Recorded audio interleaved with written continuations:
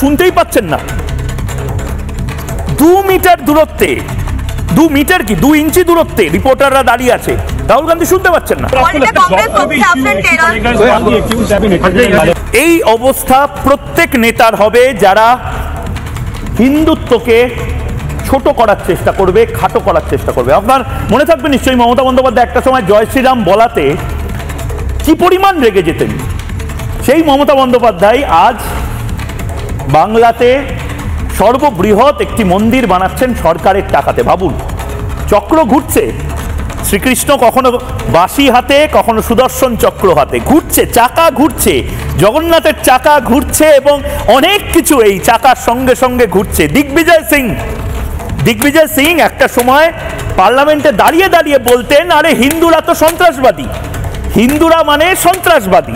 বামপন্থীরা চিৎকার করে বলতো, কে বলেছে হিন্দু টেরর বলে কিছু নেই।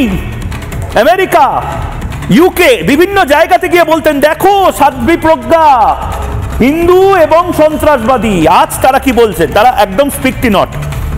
130 কোটির শ্রীরামচন্দ্রের দেশে হিন্দুদেরকে সন্ত্রাসবাদী দাগিয়ে দেওয়ার কি ফল হতে পারে হাতে নাতে তারা ভোট বাক্সতে বুঝতে পেরেছে।